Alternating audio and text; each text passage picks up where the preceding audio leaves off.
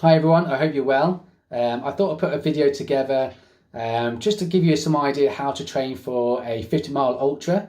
It's a very generic overview, so it's based on beginners who are thinking of doing an event but have no idea how to get fit and ready for one.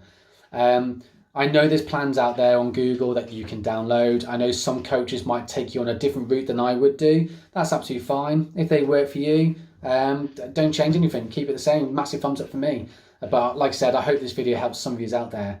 So as a running coach and personal trainer, the first thing I'm going to try and find out from you is your running experience and your current fitness level. Running experience, have you done things like marathons in the past? Are you doing 5K, 10Ks? Fitness level now, what are you doing now? Are you running? Are you not running? Are you doing a certain amount of distances, or are you just running and it's a bit of a mismatched training plan? Doesn't really matter, but it gives you a starting point for that program to start being developed anyway. Now, once we know where you're at, most of you will have an idea what event you want to train for. Now, I try and get your mindset off that a little bit, unless it's really close.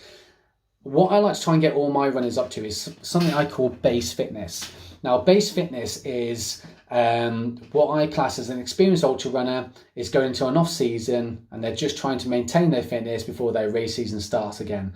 And that normally looks like, especially for a 50 mile, 30 miles per week, about 6 hours of training. Now, if you're trying to get to that fitness and trying to focus on an event, I find there's a lot of things going on and your body's got to try and adjust to so much more all the time. If you can just get your base fitness up first and then concentrate on an event, I think that's probably the best way to go about it. And I find I get better results from clients of doing this way. What you've got to remember is every 50-mile ultra is different from each other. So some are higher elevation, low elevation, non-technical, technical, hot weather, cold weather. All these elements are going to make your training slightly differently. If you can get your base fitness up to a certain level, you've sort of got a good platform there to head off into different types of races that you want to go at. So you can train and concentrate on those terrain and weather and learn the route and so on from there, rather than trying to do everything all at once. And that's how I like to get my trainings. But it doesn't always work out like that. I know some people already booked onto an event and then gone, how do I get fit for that event? But if you haven't yet, good way of just getting your fitness up there first and then concentrate on an event that you want to do a little bit later on. So building up to that base training, we've mentioned already, it's 30 miles per week, 6 hours of training per week. Now, a lot of plans you're going to see, you'll see some say miles per week and some say time per week. And the reason why you're going to see those two different types of training plans is when you're first starting, it's always really good to go off time first. And the reason for that is you don't know how long it's going to take you to cover a certain distance just yet.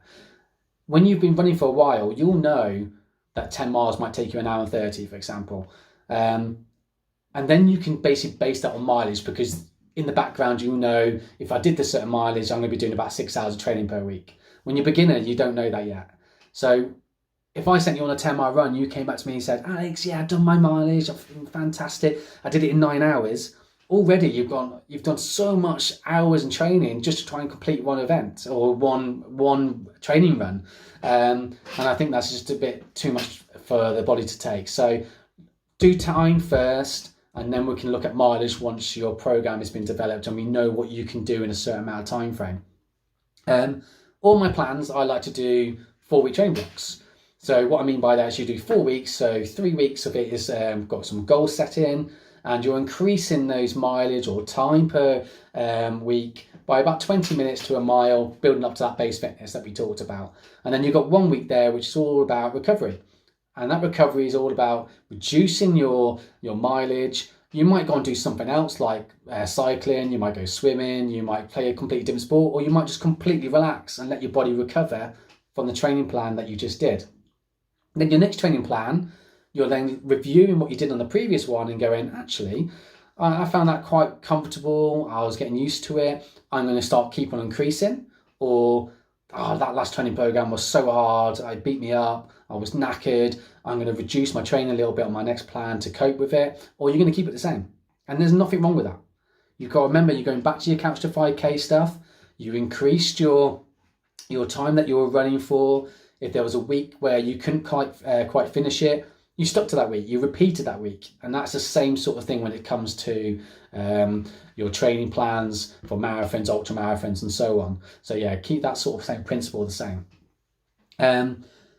So we've talked about adding that mile on, we've talked about adding that 20 miles on per week maximum, building up to your base mileage, which is 30 miles, 6 hours worth of training.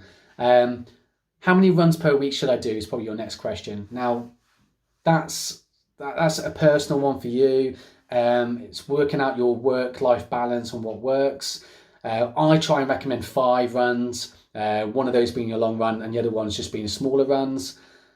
The reason why I think it's nicer to spread out those runs, so you're not doing, for example, if you're doing a 3-week run, you're going to have 2 quite medium-high mileages, and then you're going to have 1 long run. And sometimes that's just a bit too much for the body to take. If you spread them out on those 5, you could be doing 3 miles one day, easy peasy, 4, 5, and then long run 10, 15, so on from there. So I find 5 gives you an even spread and spreads out that load that the body can take. But again, if 3 days is all you can do, so be it. That's what it's going to be. Long runs, you know, people ask, oh, how much miles should I do on my long run? 15 to 20 miles I find is a real good magic number that you're going to be building up to. I find going over that 20 miles, like 4 hours of training, for example, I find that's just a bit too much. It beats you up too much for the next week. Some events, you'll need to go over it to get your body used to it. But for base training, 15, 20 miles, depending on how many miles you can fit into a 6-hour training week, will depend on what your long run is going to be. But I find no more than 20 is more than enough to be fit and ready for an ultra marathon. The next question most people ask me is, I see a lot about back-to-back runs. Back-to-back runs are great. I find they're more race focused rather than base training. And what I mean is I wouldn't really worry about it at this stage, but when you really focus on your event, start to add them in then. The advantage of back-to-back runs it's more of a mental training game. You're getting used to your legs getting to run on heaviness. So they're tired from the previous run, which was the day before. You're running, they're tired, and you're getting your body used to it. And then you've got that mental battle because you're so exhausted and tired from that event. You don't really want to run anymore. Your legs don't want to. So you're learning ways of overcoming those stresses so you can carry on and complete that event. I don't think there's really a place for it in the base mileage stage when you're building up, when you're first starting. Leave them a little bit later on. And that's basically how I do my plans. So just to summarise, running experience, current fitness gives you the starting plan. Base training, we talked about building that up before you think of an event, which is 30 miles per week or 6 hours worth of training. 5 runs recommended per week if you can, 3 if you have to. Back-to-back runs wouldn't do just yet, and keep your plans to 4-week training plans. Like I said, 1 week recovery, 3 weeks slowly building up. And remember, when you're doing those mileage increases, do not worry about your pace. Don't need to worry about it just yet. Ultras are all about completing rather than trying to break records or beat in a certain time. That comes a lot later on if you want to beat an event. Just concentrate on time on your feet and increasing that base mileage. And that's basically it. That's how I start programs off. Like I said, it's a very generic overview, but it should give you an idea.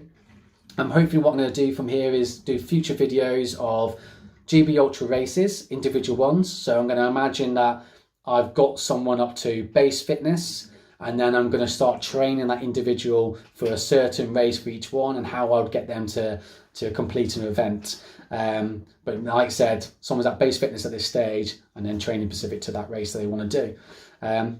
I might have raced through some of that so quickly. I might have skipped bits. If there's any questions out there that you've got for beginners that want to get up to ultramarathon distances, give me a comment below or give me a message, whatever you would like to do, and I'll be more than happy to help you out and answer those questions that you may have. Thank you much, everyone. Bye-bye.